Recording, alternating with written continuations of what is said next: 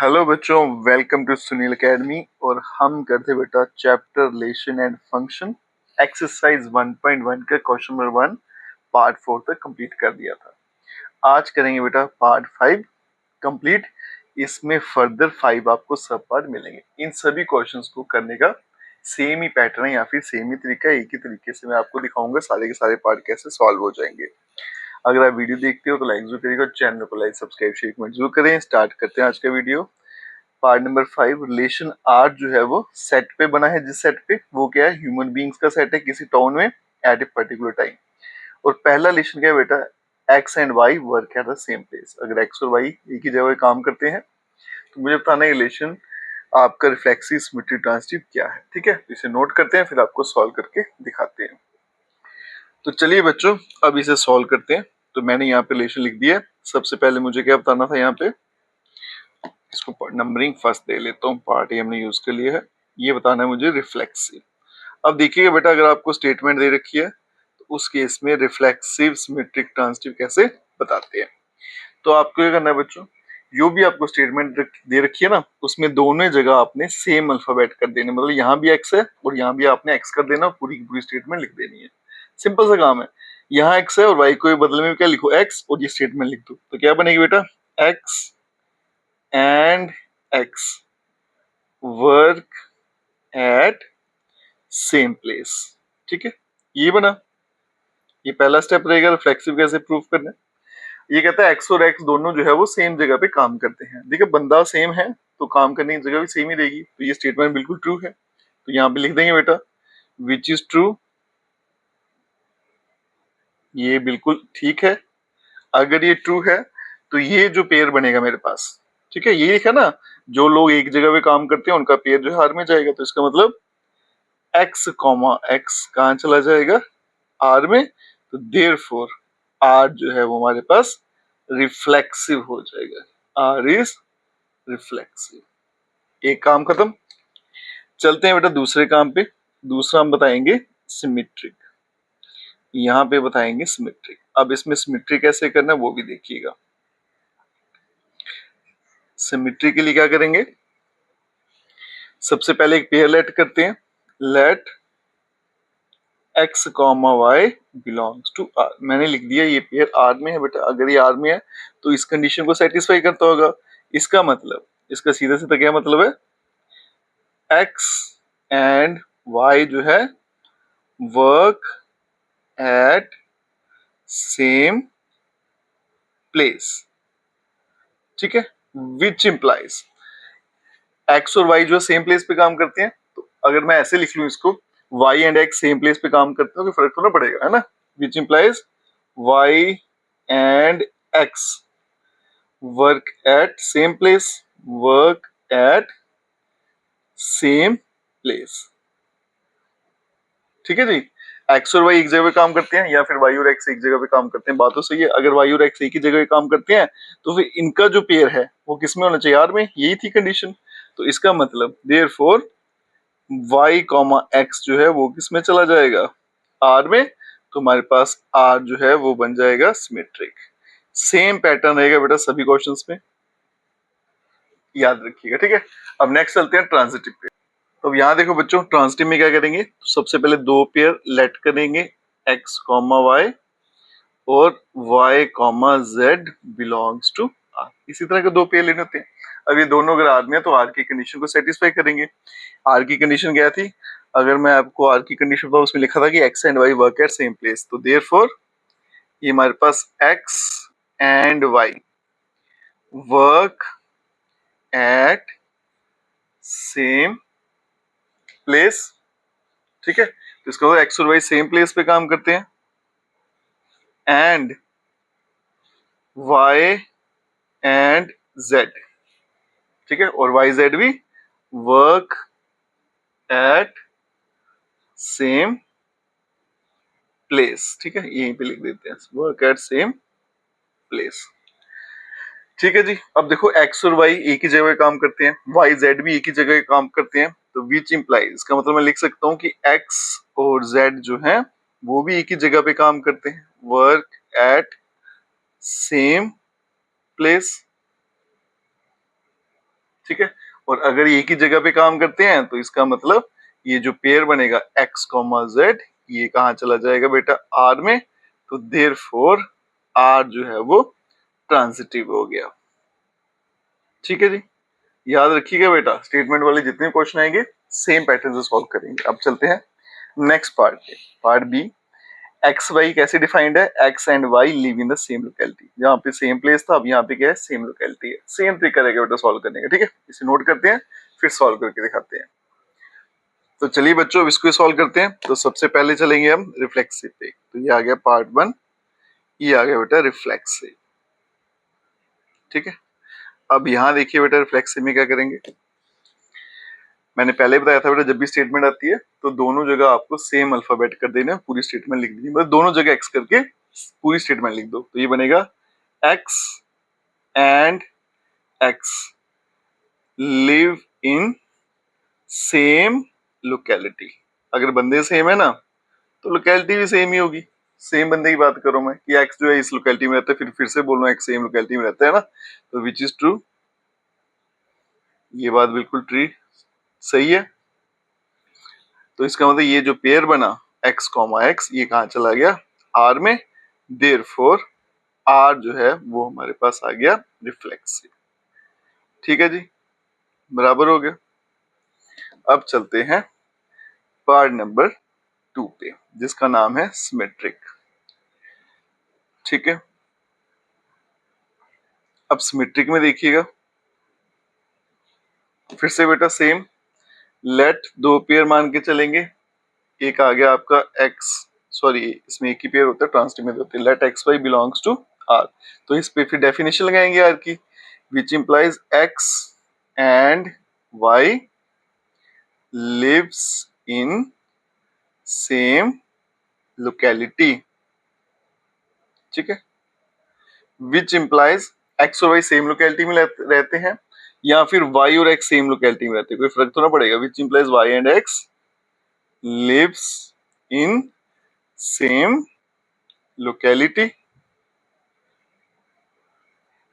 तो देयरफॉर ये जो पेयर है y, x कहाँ चला जाएगा r में, देयरफॉर r जो है वो हमारे पास सिमेट्रिक बन जाएगा।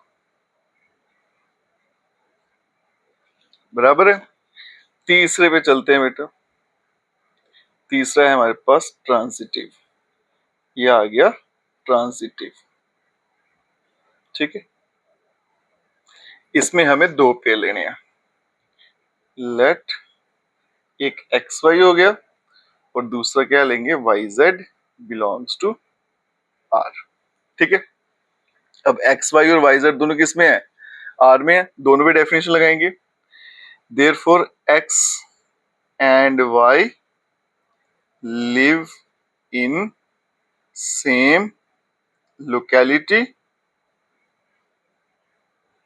एंड y एंड z, और इसके अलावा y और z जो है लिव इन सेम लोकेलिटी।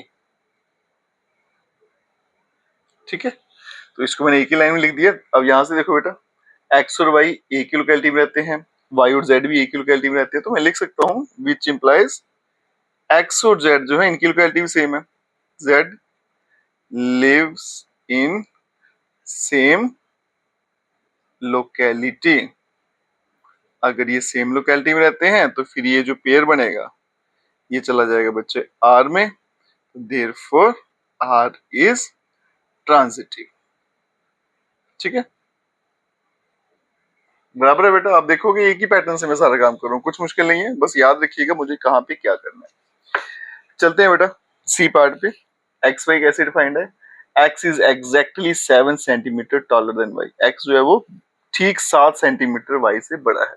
अब इसको देखते हैं बेटा ये कौन सा रिलेशन बनता है। चलिए बच्चों अब देखते हैं इसको कैसे प्रूव करते हैं।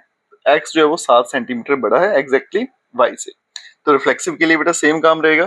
कैसे लिखेंगे, एक्स इज एग्जैक्टली, पूरी स्टेटमेंट लिखते हो बस वाई के बदले में एक्स लिख दो, 7 सेंटीमीटर taller देन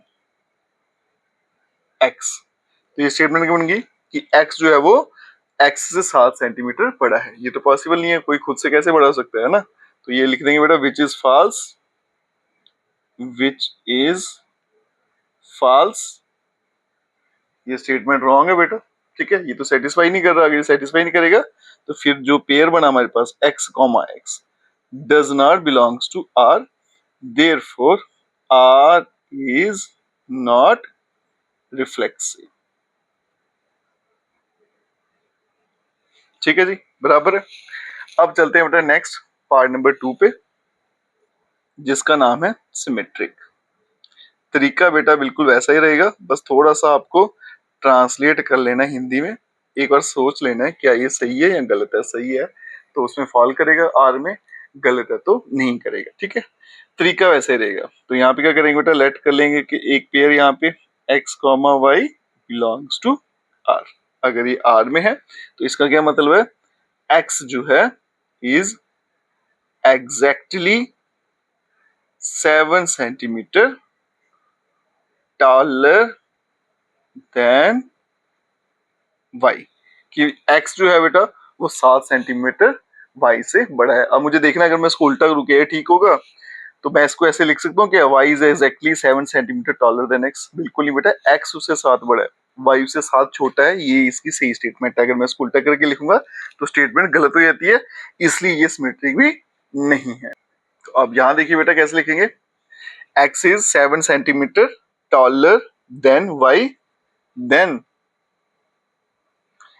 आपको जो y है वो 7 सेंटीमीटर उससे बड़ा नहीं हो सकता, छोटा ही होगा ना। देन y जो है इज एग्जैक्टली 7 सेंटीमीटर, वो उससे कम ही है, लेसर देन x। ठीक है, तो ये उससे बेटा 7 सेंटीमीटर कम आएगा। तो मैं इसको ये ऐसा नहीं लिख सकता कि y जो है वो उससे 7 सेंटीमीटर बड़ा है, क्योंकि x जो है वो y से 7 सेंटीमीटर बड़ा है, तो y जो है वो 7 सेंटीमीटर कम है। ये स्टेटमेंट सही है, लेकिन वो स्टेटमेंट गलत है कि वो इससे 7 सेंटीमीटर बड़ा है। देयरफॉर, इसलिए ये जो पेयर आएगा yx, ये does not belongs to r। तो therefore r is not symmetric. तो ये भाई साहब सिमेट्रिक नहीं है। ठीक है जी, अब चलते हैं पार्ट नंबर 3, जिसमें हमने ट्रांजिटिव प्रूफ करना है। ठीक है जी, ये आ गया बेटा transitive.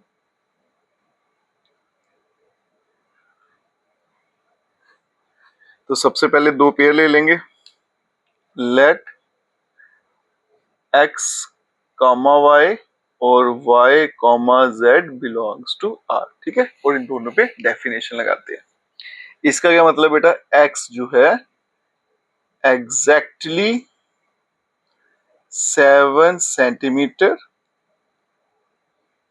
taller than y, and y is exactly 7 centimetre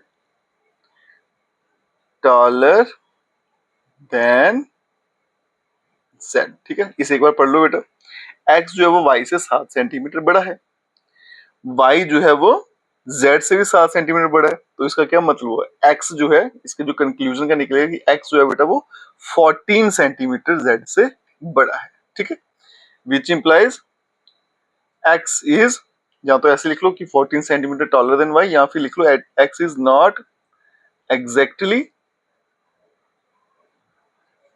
7 centimetre taller then z।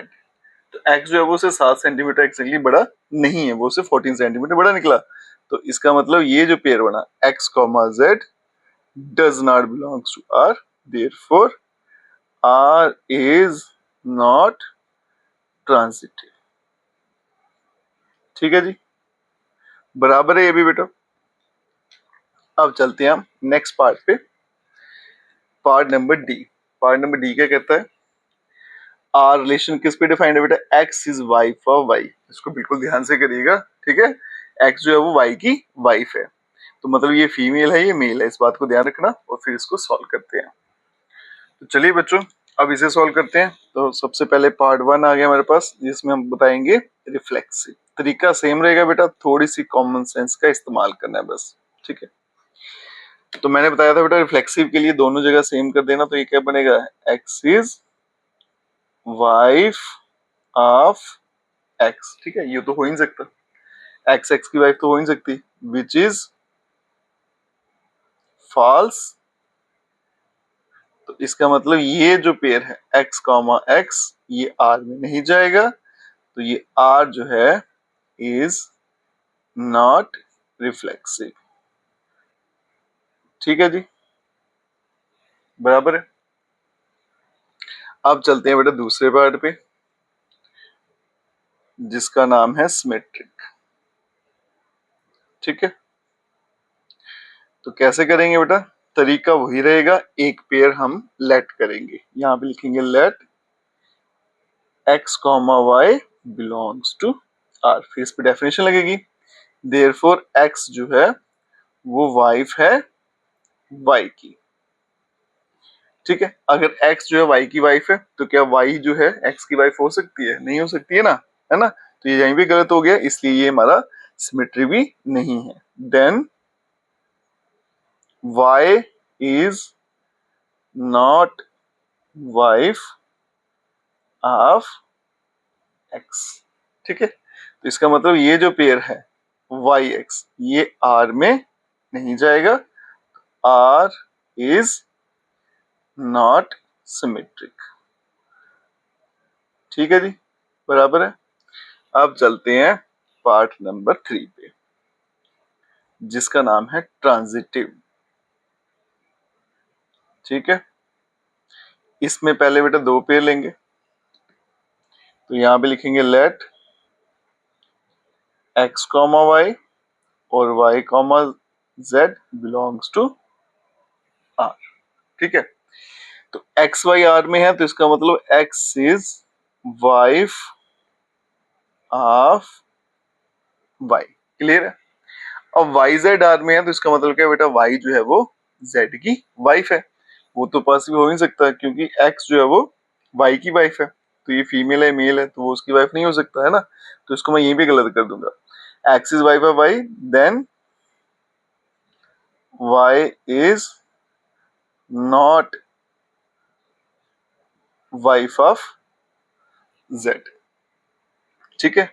तो अगर एक्स वाई की वाइफ है, तो वाई जेड की वाइफ नहीं हो सकता, तो इसका मतलब एक्स जो है there which implies X is not wife of Z, तो एक्स जो है वो जेड की वाइफ नहीं हो सकती, तो इसका मतलब ये जो पेयर है X comma Z does not belongs to R, अब ये आर में नहीं है, तो देयरफॉर हमारा जो आर है इज नॉट ट्रांजिटिव, ठीक है, बराबर है। अब चलते हैं बेटा लास्ट पार्ट पे। तो लास्ट पार्ट देखिए बच्चों, उसमें क्या लिखा है, रिलेशन एक्स जो है वो फादर है वाई का। अब इसे बेटा सॉल्व करते हैं, तो चलिए बच्चों अब इसे सॉल्व करते हैं। तो सबसे पहले आ गया हमारे पास रिफ्लेक्सिव, ठीक है जी। तो क्या करेंगे बेटा, वही पुराना तरीका, दोनों स्टेटमेंट सेम कर देंगे, यहाँ पे एक्स एक्स लिख देंगे दोनों अल्फाबेट, तो x is father of x, x जो है वो एक्स का फादर है, तो पॉसिबल ही नहीं है ना, तो which is false, which is not possible लिख लो या फॉल्स लिख लो, ऐसा हो ही नहीं सकता, तो इसका मतलब एक्स कॉमा एक्स जो है वो आर का हिस्सा नहीं है, तो इसका मतलब आर जो है वो रिफ्लेक्सिव नहीं, इज नॉट रिफ्लेक्सिव, ठीक है जी। अब चलते हैं बेटा सेकंड पे, जिसका नाम है सिमेट्रिक, ये आ गया मेरे पास सिमेट्रिक। अब सिमेट्रिक में देखिए लेट, एक पेयर लेट करते हैं हम x Y belongs to R, तो इस पे डेफिनेशन लगाएंगे, x is father of y. अब यहाँ देखो बेटा एक्स जो है वो वाई का फादर, मतलब ये फादर है ये बेटा है, अगर इसको उल्टा करूं तो ये y is the father of x, वो पॉसिबल नहीं है, क्योंकि बेटा अपने फादर के फादर नहीं ना हो सकता।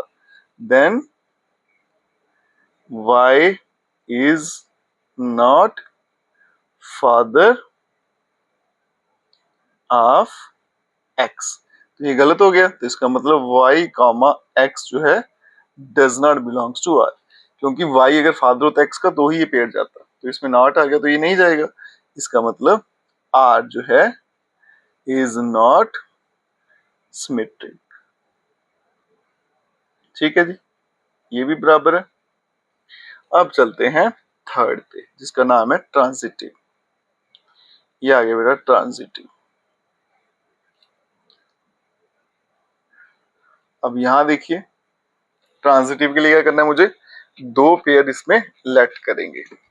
लेट